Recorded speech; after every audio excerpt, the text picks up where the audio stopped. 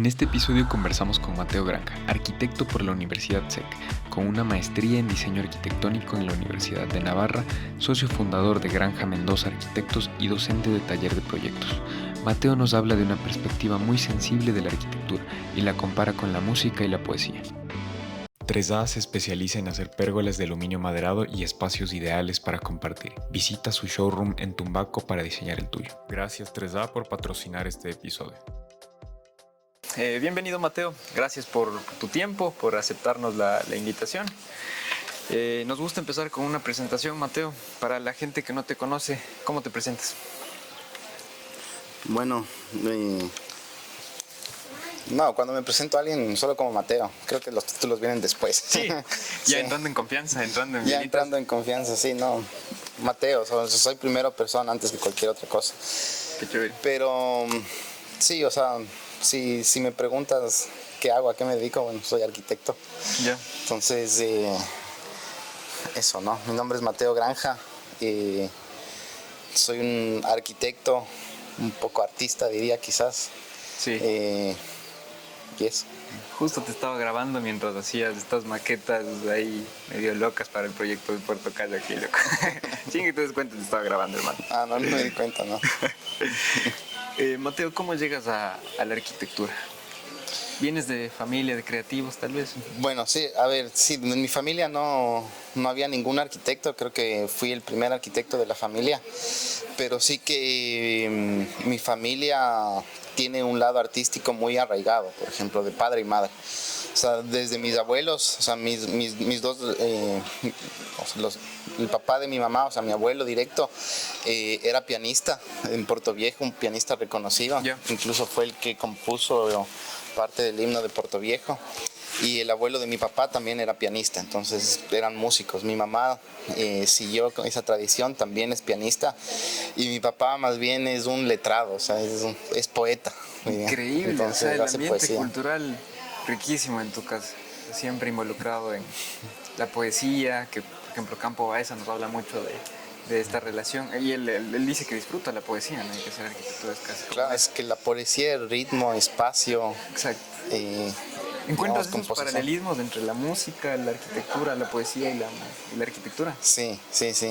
He intentado ser músico varias veces, todas sin éxito. Pero sí que ahora que he intentado tocar el bajo, que es un instrumento, digamos, donde tienes que tener mucha precisión en el ritmo y en el tiempo, te das cuenta clarísima la relación que tiene con la arquitectura y después, bueno, si vas a la literatura lo mismo, ¿no? Porque básicamente en la música manejas el tiempo, ¿no? Yeah. Y en cierto espacio, ¿no es cierto? Tienes un espacio de 1 minuto, de 2 minutos y hay una rítmica, ¿no? En la arquitectura también manejas el tiempo y manejas el espacio, o sea, al menos creo yo que cuando haces arquitectura, manejar el tiempo es una de las cosas más lindas, ¿no? Porque en el tiempo ves la luz, el paso del día, el paso de las temporadas del año, ¿no? El clima, la relación con el contexto, ¿no? Y eso es justamente el tiempo que transcurre por la arquitectura. Entonces, sí tiene mucha relación, ¿no? Increíble, o sea, la poética que nos mencionas. Yo siempre le relacionaba más como esto de, creo que más con la psicología de la Gestalt, ¿no? Con esto de los llenos y vacíos, de los silencios en la música, pero me encanta la perspectiva que nos estás dando de la poesía, música y relacionado con la arquitectura. ¿Y cómo llegas a estudiar arquitectura?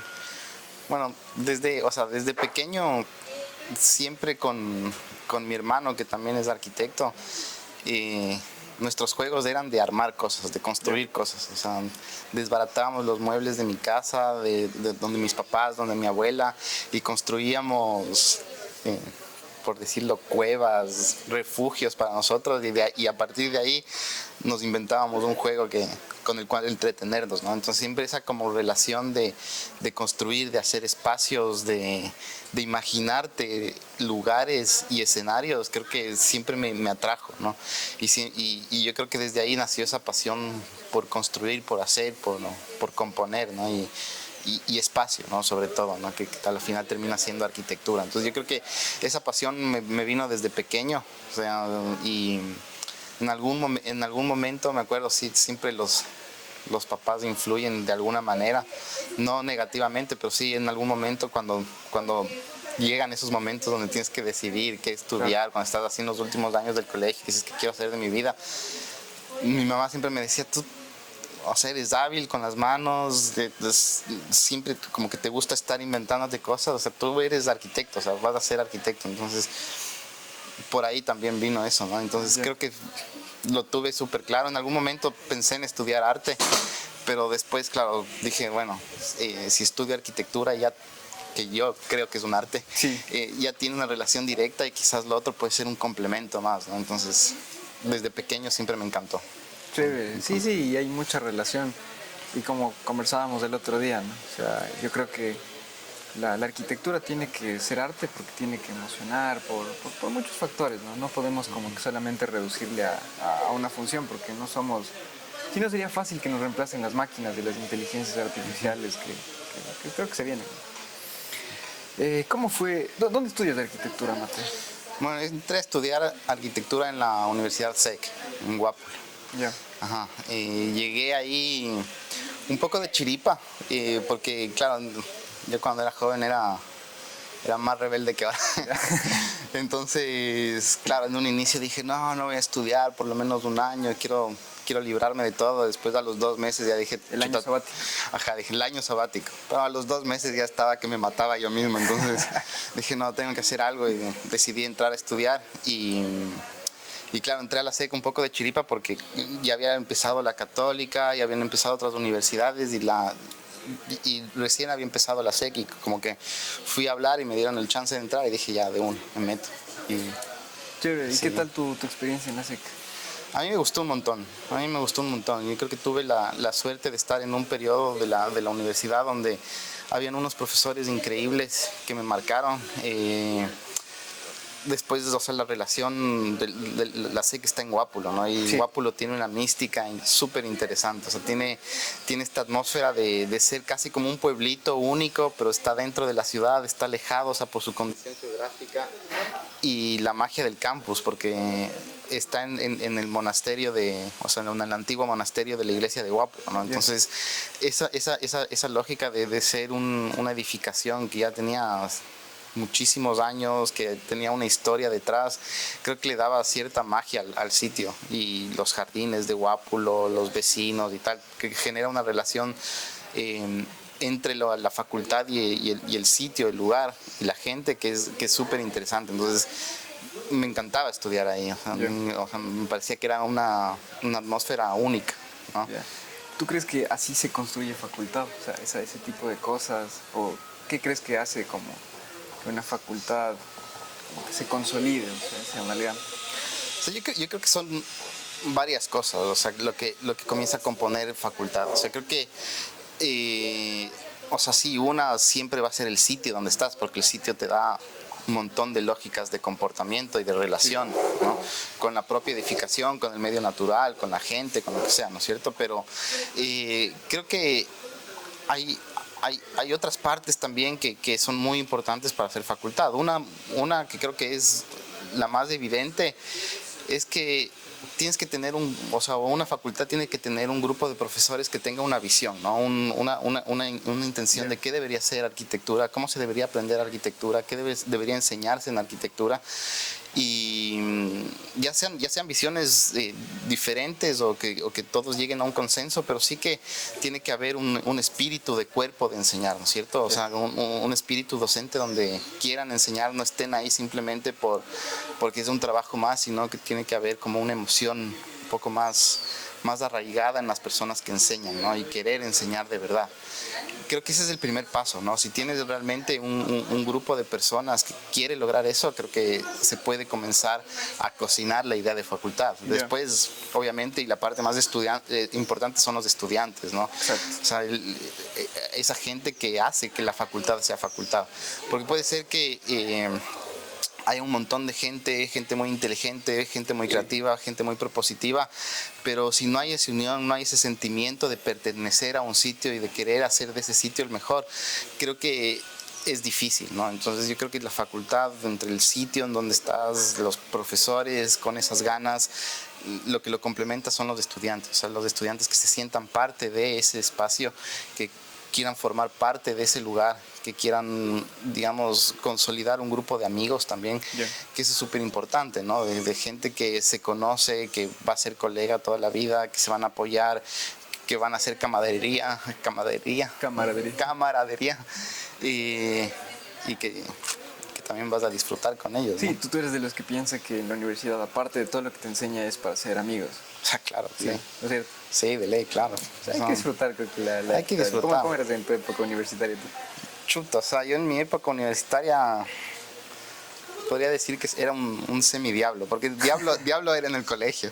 Después cuando entré a la facultad me convertí en un semidiablo, pero o sea, a mí siempre me ha encantado, o sea, divertirme, o sea, me ha encantado la joda, me ha encantado salir, digamos, disfrutar de la vida, si sí se quiere, en el buen sentido, ¿no? Sí. Pero sin descuidar, digamos, la carrera, ¿no? O sea, porque... Pero creo que porque te gustaba también, ¿no? Si a mí me apasionaba, claro. No te gustaba, tal vez, no sé, te hubieses dedicado a otra cosa. Claro, o sea, aparte de toda la joda, toda la diversión, toda lo que significa, digamos, estar en la universidad y disfrutarla, creo que el estudiar arquitectura hace que te apasiones de esa carrera, que a pesar de que disfrutas, vives y lo que sea, le das del 120, 150% a la carrera, ¿no? Porque a la final te encanta. Entonces a mí me encantaba taller, me encantaba historia, me encantaba teoría. Entonces, claro, podía divertirme en todo lo que sea, pero mis horas de taller nadie me las quitaba, ¿no? O sea, y los disfrutaba, ¿no? Entonces creo que el enamorarse de la carrera, de la materia de taller, de la historia, creo que son fundamentales para... Es algo con lo que yo me identifico, Mateo, porque siento que un buen diagnóstico para saber si te gusta o no te gusta la carrera de arquitectura, sobre todo, es saber cómo te va en taller. O sea, si es que... No cómo te va, sino más bien si es que te apasiona taller. O sea, puede que una o dos materias no te gusten, pero si es que taller no te gusta, en serio cámbiate de carrera, porque esto creo que no va a ser para ti, no vas a... De todas formas, en arquitectura son 10 talleres y se ponen más difíciles y creo que ese es un buen diagnóstico para eso. Mateo, ¿tienes algún taller o profe que te haya... primero empecemos por un taller. ¿Algún taller que te haya gustado muchísimo en la carrera? Chuta, sí. O sea, en realidad disfruté algunos talleres, pero diría que hay un par de talleres que me marcaron y que me di cuenta ya más tarde, ¿no? O sea, yo tuve taller de proyectos 1 y 2 con Patricio Guerrero y Héctor Paredes, que eran unos profesores. Bueno, Patricio Guerrero es un profesor un poco ya más mayor que da clases en la Central, y en esas épocas daba en la Central y en la Católica y en la SEC, y que era un tipo que lo que buscaba de nosotros era que nosotros abramos de ese lado sensorial de la arquitectura. Entonces, cuando hacíamos taller con él, se hablaba mucho de la plástica del espacio, de la sensación, de la proporción, de las estrategias del espacio, ¿no? Era muy poco de la imagen del proyecto, que son cosas que ahora pasan mucho. Mateo, una consulta. Cuando te refieres a la plástica del espacio, ¿te refieres a esta calidad casi escultórica de un proyecto? Sí, parte de, o sea, porque claro, parte de la plástica del espacio, claro, es esa composición formal del espacio. No estoy hablando de esculturismos, pero sí que... ni de caprichos, ¿no? Ni de caprichos, ni nada así, pero sí que de la composición que un espacio puede lograr para generar una atmósfera interesante al interior, ¿no es cierto? La proporción, la escala, la estrechez, lo amplio, o sea, cómo vas variando con esas estrategias. El espacio con lo que tú vas haciendo.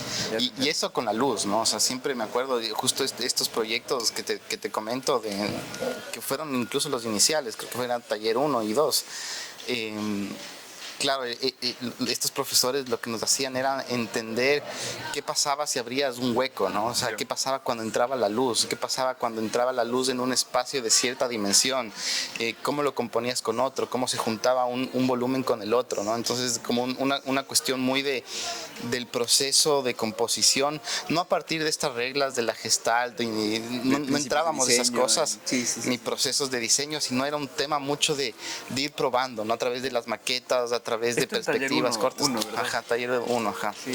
Entonces, claro, esa condición de proceso de manipulación de la forma, de manipulación de la luz, del espacio, creo que es una de las cosas que me marcó muchísimo, ¿no? Y que me di cuenta después, porque en un inicio decía, claro, esto es como súper abstracto, y quizás es como muy sencillo, no sé.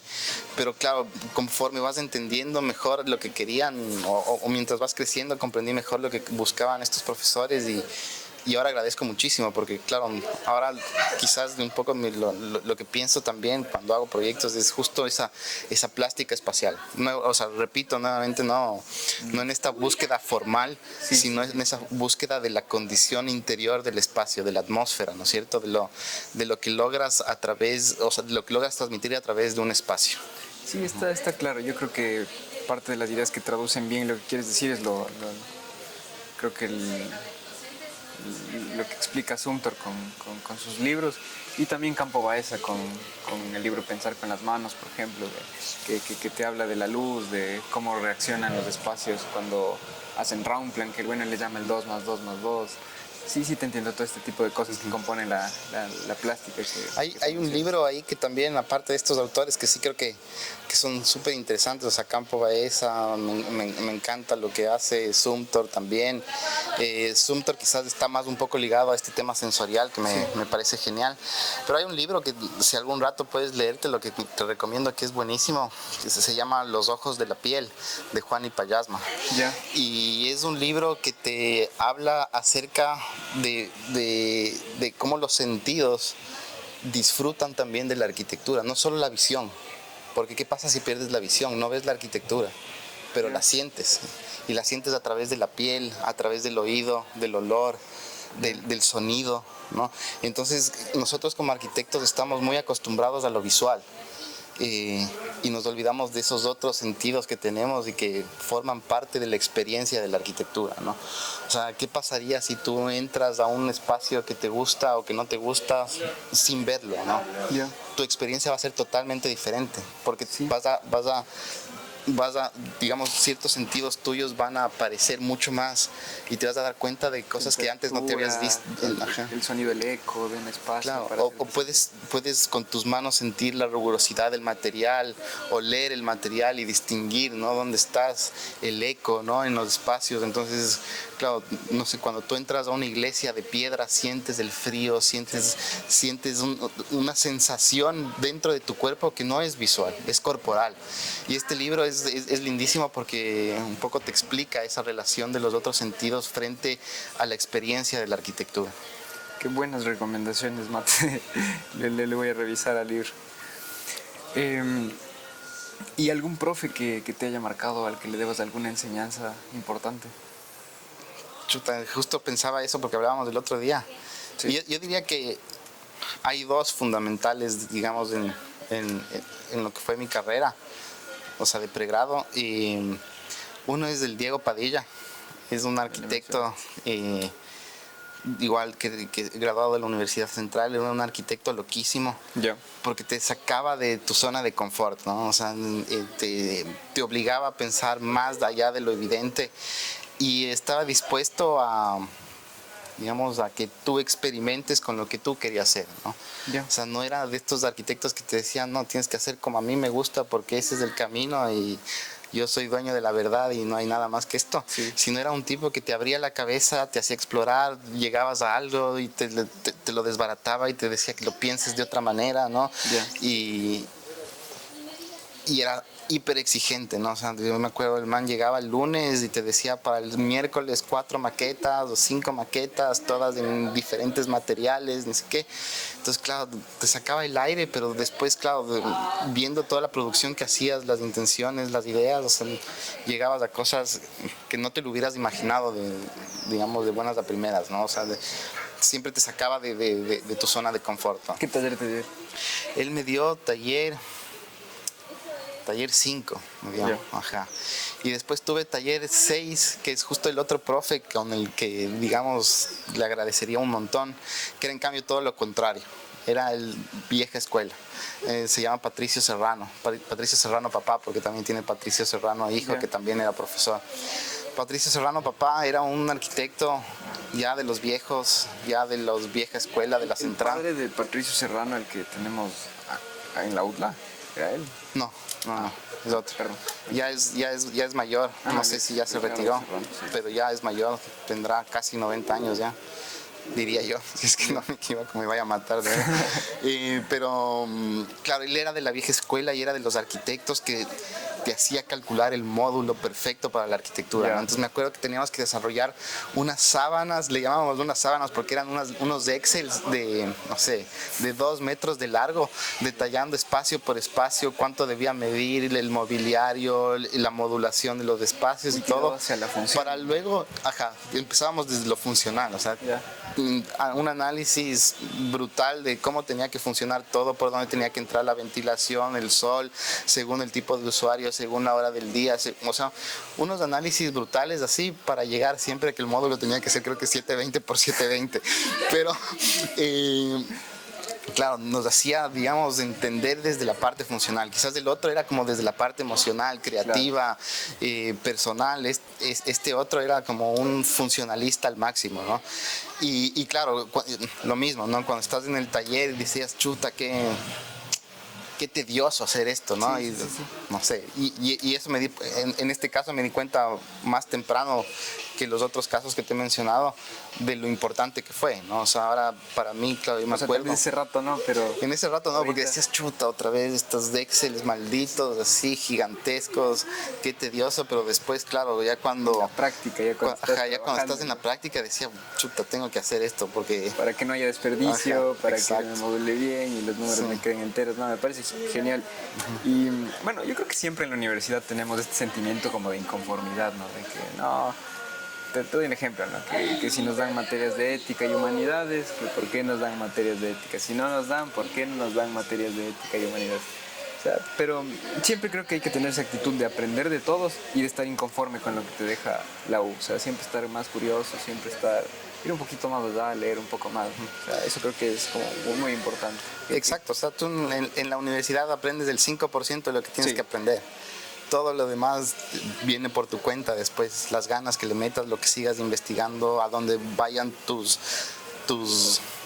curiosidades y ahí vas a seguir aprendiendo. O sea, la universidad es como que te metes simplemente la chispa de esto puedes hacer y esto es lo mínimo que tienes que saber. Después todo lo demás lo tienes que ir forjando tú. Sí, los vacíos que te dejas son los que creo que te impulsan porque a veces sales un poco desconfiado, ¿no? Tal vez no aprendí lo suficiente y todo eso, y eso creo que es lo que te impulsa a seguir aprendiendo por fuera. Mateo, luego estudias una maestría, ¿verdad? Sí. Después de que sales de la universidad. ¿A dónde te fuiste? Cuéntanos un poquito de la maestría. Bueno, me fui a España, a Navarra, a la Universidad de Navarra, en Pamplona. Es una universidad española, o sea, de las mejores de España. Y estudié un máster en diseño arquitectónico.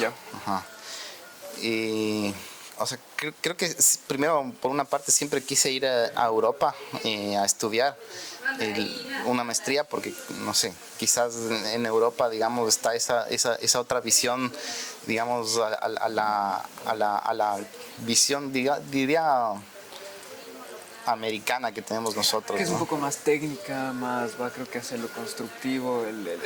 Bueno, pensé que te referías como a la visión norteamericana de la... Sí, o sea, americana en general. O sea, no quería decir estadounidense, porque creo que al decir americana es como que abarca más el continente. Yo cuando digo americano no me refiero a Estados Unidos, porque todos somos americanos aquí.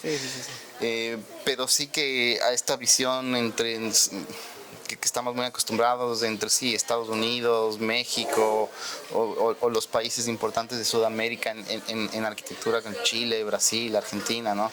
Pero no sé, siempre quise ir a Europa, me parecía como un destino, primero más lejos, entonces al ser más lejos, más intrigante y más emocionante. Y segundo, claro, en España es como fácil por el idioma también. Y la arquitectura española siempre me encantó. Hace un rato mencionabas Campo Baeza y yo me acuerdo cuando estudiaba, no sé si ahora sigue siendo igual, pero yo me acuerdo cuando estudiaba, Campo Baeza era uno de los grandes referentes de arquitectura, ¿no? Y de esta arquitectura sencilla, entre comillas, ¿no? Una arquitectura, digamos, limpia, sobria, que reposa en el sitio, ¿no? Y siempre me interesó esa parte de la arquitectura, ¿no? Yeah. Esa parte abstracta quizás y que los países ibéricos tienen muchísimo, ¿no? Sí, es una arquitectura como muy sensible y que creo que sí ha valido la pena que se exporte un poco esa sensibilidad, porque ahora se ven grandes cosas acá en América Latina, en México. Bueno, con la globalización también creo que eso ayudó muchísimo a tener como esa visión general. ¿Qué se enseña en España? ¿Qué se enseña? ¿Es diferente la academia de aquí con la de allá? ¿O era diferente? Sí tiene sus diferencias, ¿yeah? Sí tiene sus diferencias. Creo que primero, o sea, una de las cosas que sí dije, bueno, es diferente, es la autonomía, ¿no? Como que allá, digamos, los estudiantes tienen que aprender a ser mucho más autónomos.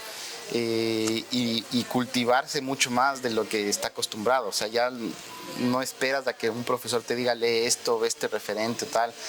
Tú ya tendrías que haber llegado, leído, visto y criticado, ¿me cachas? Sí, Entonces, claro, esa era una cosa que me interesaba mucho, porque claro, cuando yo llegué, la primera sensación fue, chuta, no sé nada en comparación de todos los demás, ¿no? Entonces, claro, como que entras en una atmósfera de chuta, tengo que ir a la biblioteca todos los días, sacar todos los libros, leer, ver las referencias. Como síndrome del impostor que se llama. Sí, te cacho. Una crisis existencial ahí. Claro, entonces esa fue como la primera gran diferencia que vi, ¿no? Como nosotros esperábamos, o al menos aquí esperamos, ¿no? Que nos digan qué leer, qué ver, de qué se va a tratar el taller. En cambio ya me acuerdo que tú leías como el brief del taller y tenías que ya venir preparado con todos los temas que se van a dar en el taller, porque si no, simplemente no servías en el taller, ¿no? Entonces, o sea, no ibas a rendir. ¿Sí? Claro, no ibas a rendir. O sea, no ibas a rendir, ibas a estar en las nubes cuando todo el mundo esté hablando, porque todo el mundo ya sabía de qué se trataba, ¿no? Y claro, te toca como ponerte al ritmo con eso, ¿no? Entonces, esa parte de autónoma me pareció una de las grandes diferencias, ¿no? De ahí, o sea, más como decir qué se enseña, no sé, eso no sé, quizás es difícil, ¿no? Porque seguramente todas las escuelas tienen diferentes posturas, pensamientos, pero sí que también algo que me interesó muchísimo cuando fui allá es esta parte de la sensibilidad de las cosas, ¿no? De la sensibilidad frente a la ciudad, frente al contexto, frente a la historia. Creo que ya hay algo que es muy interesante porque como tienen muchísimas ciudades que tienen muchísimos siglos de historia o están cargados de simbolismos, el interpretar a través de una obra nueva todas estas cosas, creo que también me pareció una cosa interesantísima, ¿no? Porque, claro, acá en Ecuador estamos, no sé cómo decirlo ya, creo que está cambiando un poco, pero importábamos todo, ¿no? Importábamos estilos, ideas, materiales y tal. En cambio, allá, como quizás son creadores, precursores y tal, tienen una relación mucho más arraigada con su historia, ¿no? Sí, es que también creo que es porque, claro, como hay documentación histórica, o sea, muy amplia ya en esos lugares. Acá hay muchas cosas que se perdieron, o sea, con la colonización y todo eso. Pero sí te entiendo la perspectiva que ellos empiezan, en todo caso, desde una visión muy sensible de su historia, de sociocultural, me imagino. Sí, o sea, esa sensibilidad con la historia y con la ciudad, con los trazos de la ciudad, con las líneas de composición, con los materiales, con los tonos, es increíble, ¿no? Y es algo también que a mí me llamó la atención muchísimo y me encantó, ¿no? O sea, ese saber empezar con una lectura más a fondo de dónde vas a actuar, ¿no? Yeah. Creo que eso me pareció genial también. O sea, en España yo creo que sí ya hay bueno, desde hace mucho tiempo ha habido como una arquitectura española, creo que debido a este regionalismo crítico con referentes como Rafael Moneo, ese tipo de arquitectos. ¿Crees que hay cómo hacer una especie de arquitectura ya ecuatoriana? ¿O ya se ha visto, o ya hay una arquitectura que se vea ecuatoriana o que se sienta ecuatoriana? Sí, o sea, yo creo que sí, o sea, claro, España tuvo, no sé, digamos, creo que en los años 50 tuvo un boom de los arquitectos españoles, fueron como cuando surgieron, digamos, o apareció la arquitectura española, ibérica, digamos, en el mapa de la gran arquitectura mundial. Y antes de Moneo, ¿no? O sea, hay algunos arquitectos súper interesantes, ¿no? Y que dieron a conocer. Yo creo que eso de alguna manera está pasando de nuevo en Latinoamérica y por supuesto también en Ecuador, ¿no? O sea, creo que cada vez vamos entendiendo mejor que la tradición del sitio, la historia, la cultura, los materiales, las formas de hacer, son digamos, conocimiento que perdura en un territorio y eso hay que saberlo interpretar. Entonces, cada vez hay más arquitectos que se dan cuenta de esta importancia de la historia, de las tradiciones, de lo vernáculo, de lo importante que es saber entender que ha habido algo antes y que eso puede seguir haciendo cosas nuevas, ¿no? O sea, yo me acuerdo que tenía un profesor en España igual que decía para hacer cosas nuevas hay que remar viendo hacia atrás. Yeah. Entonces, eso, claro, tú avanzas viendo lo que ya se ha hecho, ¿no? Entonces, esa metáfora me parecía muy, muy bonita, ¿no? Porque tiene que ver mucho con esto que te decía de la diferencia de lo que yo sentí de estudiar allá que acá, ¿no? Acá me acuerdo, al menos cuando yo estudiaba mucho, era de ver qué va a pasar en el futuro, de imaginarte las cosas, ¿De imaginarte o de ver? O de ver qué están haciendo los grandes maestros contemporáneos, los más disruptivos, qué sé yo y tal.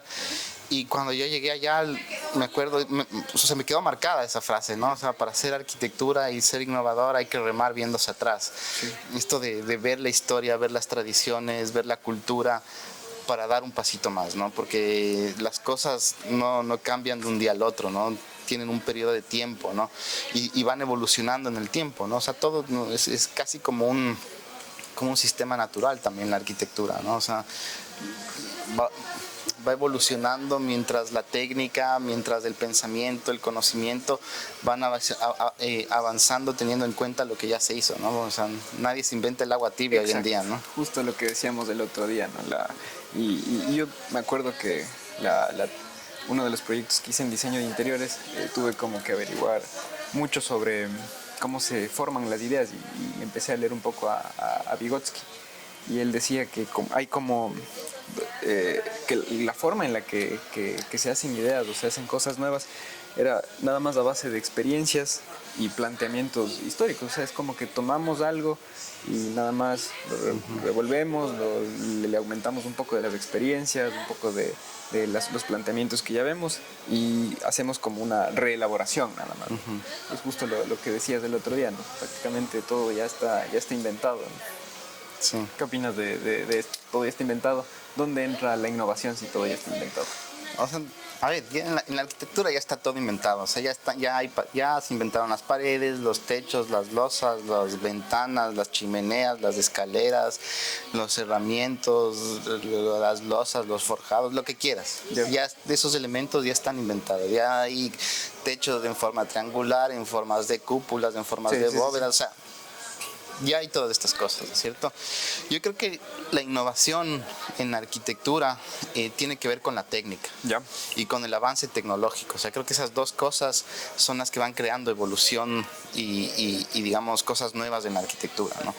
Porque vas a seguir haciendo paredes, o vas a seguir haciendo techos, o vas a seguir haciendo escaleras. Lo que cambia es el material, cómo lo haces, ¿no es cierto? Y con qué técnica lo haces, ¿no? Y aquí entra la tecnología, por ejemplo, ¿no? O sea, yo creo que muchos de los grandes cambios que ha habido en la arquitectura están de la mano con hechos históricos de cambios en la tecnología, ¿no? O sea, la industrialización cambió la forma de hacer arquitectura, ¿no es cierto? El descubrimiento de un nuevo material es lo que cambió la forma de hacer arquitectura. No fue un tipo que dijo, hoy día ya no voy a hacer esto, voy a hacer bóvedas. Ese no es el cambio, ¿no? Sí. O sea, la arquitectura, digamos, la arquitectura romana no cambió hasta que no se inventó el hormigón armado, ¿no es cierto? Sí, o hasta que no apareció el hierro, ¿no? Como un sistema de construcción. Entonces, hasta que no aparezca un nuevo cambio de estos en la arquitectura, no va a haber una innovación que tú digas, esto es una cosa nueva, o sea, o sea, nueva totalmente, ¿no? O sea, que hay cosas nuevas, sí, pero que están dadas de la mano de un cambio pequeño en un material, en una técnica de hacerlo, en la maquinaria que lo hace, ¿no? Yeah. De ahí todo es lo mismo. Oye, justo entras a la parte de la tecnología. ¿Crees que la tecnología con el tiempo nos puede reemplazar? No. ¿No? No. ¿Por qué es lo que crees? Porque...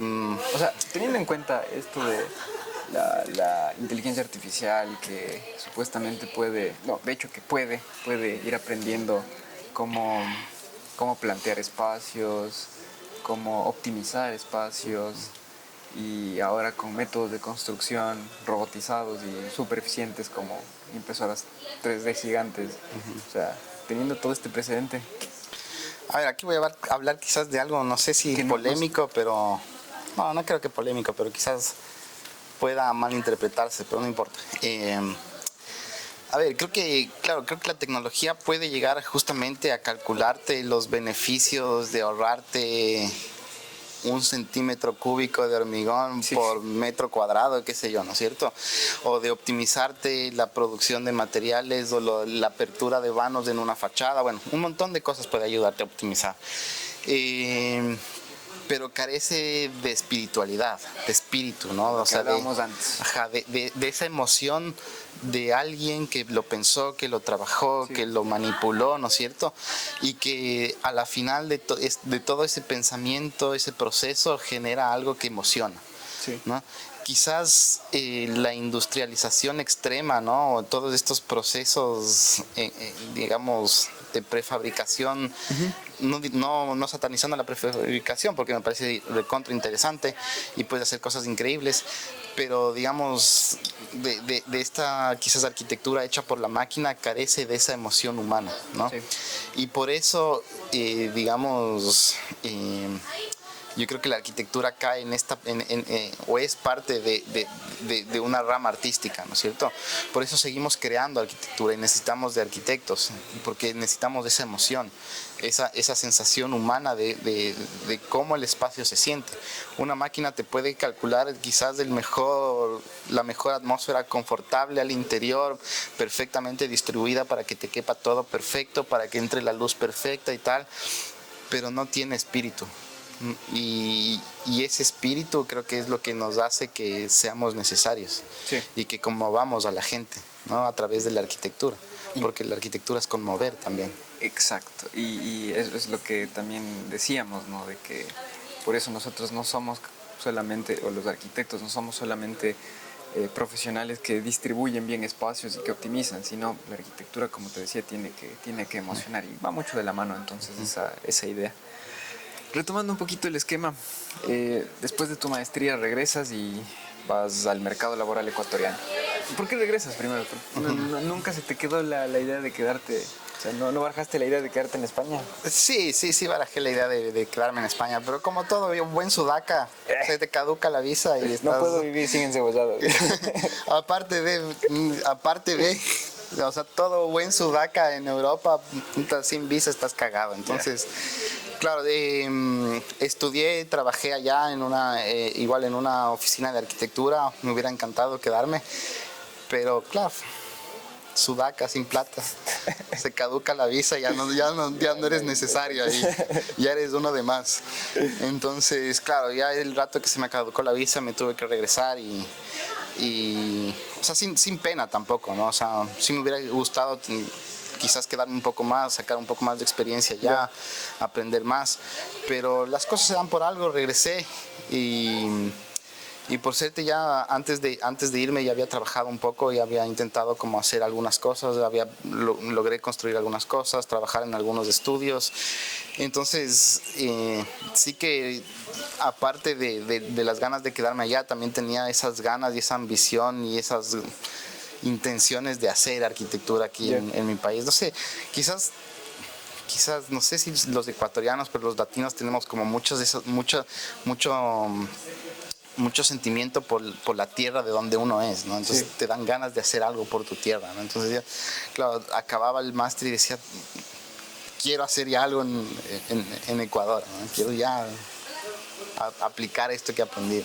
Buenazo, o sea, no, nunca tuviste ese chuchaqui, bueno, que dicen, ¿no? Chuchaqui post maestría de regresar acá y extrañar España o tu estilo, porque duraba 2 años, me dijiste, ¿no? Sí. ¿No te acostumbraste al estilo de vida de allá? Claro, el estilo de vida ya era riquísimo, o sea, con decirte que, no sé, con la gente que vivía en España, que vivía con un chileno, un argentino, un español y una coreana, o sea, nos reuníamos a trabajábamos, no sé, hasta las 12 de la noche. A las 12 de la noche bajábamos a un bar, nos tomábamos unas cervezas, unos vinos, qué sé yo, escuchábamos un rato música en vivo y regresábamos a trabajar. Entonces, claro, ¿cómo no voy a extrañar eso? O sea, de decir, que no pasa aquí, ¿no? Eso de decir, bueno, bajo a la planta baja de mi edificio, sé que hay un bar, me tomo un par de cervezas y sigo, ¿no? Entonces, como que ese estilo de vida me gustaba un montón, o sea, de decir, bueno, me reúno con mis panas, compramos unas botellas de vino, si nos cansamos nos vamos a dar una vuelta por el centro, nos metemos a un par de bares, comemos algo, subimos y seguimos.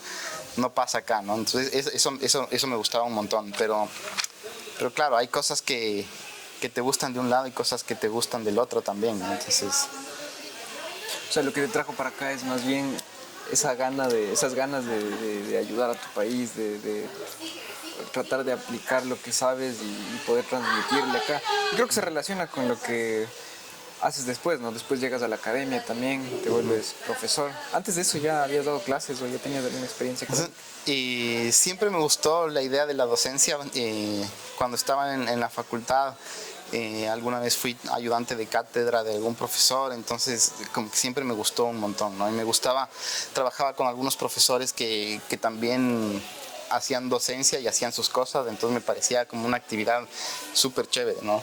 De poder enseñar y poder hacer. Y eso siempre me interesó, entonces siempre tuve la idea, desde que estaba en los últimos años de la carrera, siempre dije, quiero ser profesor de arquitectura igual, o sea, me encantaría ser profesor de arquitectura. Entonces, claro, después de haberme ido, me acuerdo que antes de regresar, unos meses antes de regresar, había un profe en la SEC que me escribió y me dijo, oye, cuando regreses, pásate por la universidad, le queremos que de alguna manera te vincules a la facultad. Entonces, claro, regresé y tuve la oportunidad, bueno, seguía él ahí, me llamó para entrevistarme, le conté las cosas que me interesaban, que había estudiado y me dijo, dale, si quieres dar clases, de una. Entonces, como ya tenía también algo de experiencia en obra, no me fue difícil, digamos así, ¿no? Entonces llegué y pude dar clases, me di cuenta que me encantaba. No di taller de buenas a primera, de eso también fue interesante. O sea, ¿Qué empezaste? las primeras materias que di fue historia de la arquitectura. Ya. Daba historia de la arquitectura 1 y 2. Y de ahí, en la SEC. Y de ahí comencé a dar taller. Ajá. ¿Ahí mismo en la SEC? Ahí mismo en la SEC, ajá. O sea, primero empecé con historia, luego me dieron creo que algún taller 3, me acuerdo, alguna cosa así. Y desde ahí ya siempre he dado taller. ¿Y tú ves algo que se podría mejorar en la academia? ¿Qué crees? En la academia siempre hay cosas que mejorar. ¿Cómo que, ¿qué ves de malo ahorita en la academia? Yo creo que quizás la academia en algún momento... quizás tiende a ser a veces muy holístico, o sea, como que tratar de enseñar todo de todo. Y hay veces que quizás me equivoco también, ¿no? O sea, y no sé, puede ser que esté totalmente equivocado, pero quizás a veces tiene que haber facultades que que tengan una especialidad, o sea, que Ya. tengan una visión súper clara de algo y se vuelvan expertos en eso, ¿no? A veces quizás el tratar de ser como un poquito de todo, a veces digamos, como que te difumina mucho, ¿no? Ya. Entonces, quizás puede ser que habiendo tantas facultades de arquitectura en el país, porque hay un montón, quizás deberían haber unas que sean como un poco más puntuales en algo, ¿no? Y eso creo que haría de las facultades o de los arquitectos de ciertas facultades que tengan méritos en cosas y se vuelvan muy buenos en ciertas cosas, ¿no? Yo creo que eso también podría ayudar ya a nivel de sociedad, ¿no? Eso, también creo que en la academia a veces los egos están por encima de algunas cosas, ¿no? Y eso no debería pasar. Y eso pasa mucho aquí, o sea, hay mucha gente que se cree dueña de la verdad y no es así tampoco, ¿no? O sea, creo que la arquitectura tiene muchísimos caminos abiertos y todos son correctos, ¿no? Depende cómo los lleves, ¿no? O sea, al final vas a llegar a lo mismo, ¿no? A hacer una obra que tiene que funcionar y tiene que hacer feliz a alguien, ¿no? Entonces, creo que a veces un problema de la academia aquí son los egos, saber creerse los dueños de las verdades, querer, a veces también en la academia querer, digamos, que la gente siga tu método. Ya. Eso también a veces no me parece a mí al menos correcto. Tiene que ver un poco con lo del ego, ¿no? O sea, creer que este Sí. método es el definitivo, el adecuado. Sí. Y, claro.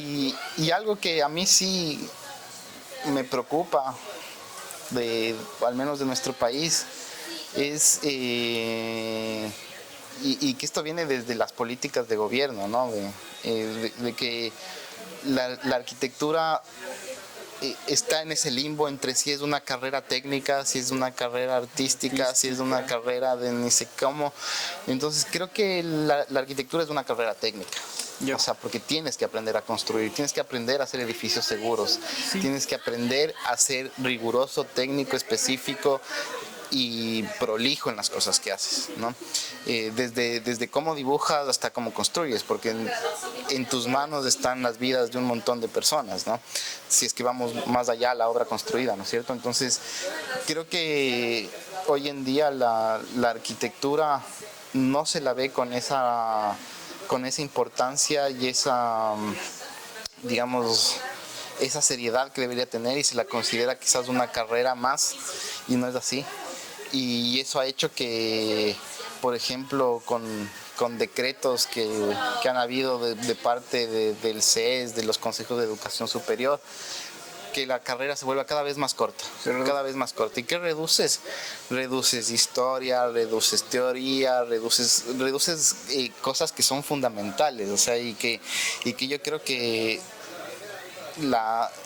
digamos que no debería pasar así, ¿no? O sea, debería haber más construcciones, debería haber más historia, debería haber más teoría de la arquitectura, o sea, incluso debería ser más larga la carrera, ¿no? Para mantenerte al tanto de las personas que hacen esta industria creativa, síguenos en nuestras redes. Este espacio es solo el inicio de la conversación. Déjanos tus comentarios, nos interesa mucho saber tu opinión y generar conversación.